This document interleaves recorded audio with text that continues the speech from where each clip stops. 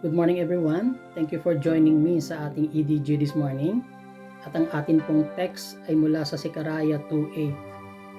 Pagkatapos ng pangitaing ito, isinugo ako ni Yahweh na makapangyarihan sa lahat, sa mga taong nanamsam sa kanyang bayan at ipinasabi ang ganito: sinumang lumaban sa aking bayan ay para na ring lumaban sa akin. Ang ating mga mata ay isang mahalagang bahagi ng ating katawan na nangangailangan ng espesyal na atensyon. Bawat isa sa atin ay mayroon tayong pinakaiingatan at pinakamahalagang bagay o tao para sa atin. Kagaya na lang ng ating mga anak, no?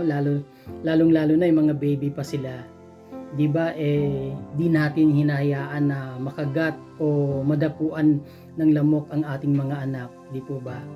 O maaaring ang ating mga bagong kotse, motor, cellphone o anumang bagay, no? Sa iba ang kanilang mahalagang bag o alahas, no? Ginagawa natin lahat ng kaya natin upang mapangangalagaan ang ating most precious possession. In Sekaraya 2:8, no, God told the Israelites that they were the apple of his eyes, or his most precious possession, and therefore we would certainly protect them forever. Sa katunayan, ang Israel ay nakaranas ng maraming problema at panggigipit mula sa ibang bansa na maaaring nangyari dahil na rin sa kanilang katigasan ng puso, na naging dahilan upang hayaan sila ng Diyos na sakupin ng mga bansang ito. Hindi ba kung minsan ay ganoon din tayo? No, even though we have become believers, we still make mistakes because of our worldly desires. No, sometimes we become unfaithful to the Lord and His Word. We walk according to our desires and mas interesado sa sinasabi ng ibang tao kahit na hindi naman ito galing sa Diyos.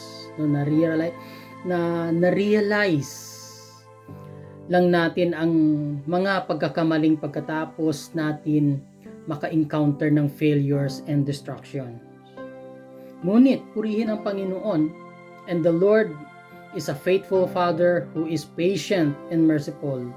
He accepts our repentance and love us the same as the people of His apple of His eyes, His most precious possession. God doesn't let us fall. No, hindi niya tayo pinababayaan na mag-isa sa paghihirap upang magpatuloy sa pagdurusa. Iyan ang nangyari sa mga Israelita when they realized their mistakes and turned to God. He defended them and drove out all the nations that persecuted them. God gave protection to the people of Israel because He remembered His covenant with their ancestors Abraham. Tunay na Siya ay tapat na Diyos. He is faithful God. No, we are God chosen people. At dahil nakatanggap tayo ng kaligtasan sa pamamagitan ng Panginoong Yesus, He will fulfill all His goodness and promises in our lives. Tutuparin niya ang lahat ng kanyang mga pangako sa atin. Kung minsan ang ating pananampalataya ay maaaring hindi matatag, it may be up today and down tomorrow, but the Lord still shows His love and faithfulness to us. Despite of our wavering faith, the Lord still protects us. At kasama natin Siya dahil sa Kanyang pagmamahal sa atin. God deserves our song of thanksgiving for His love, faithfulness, and protection. Every one of us can make mistakes.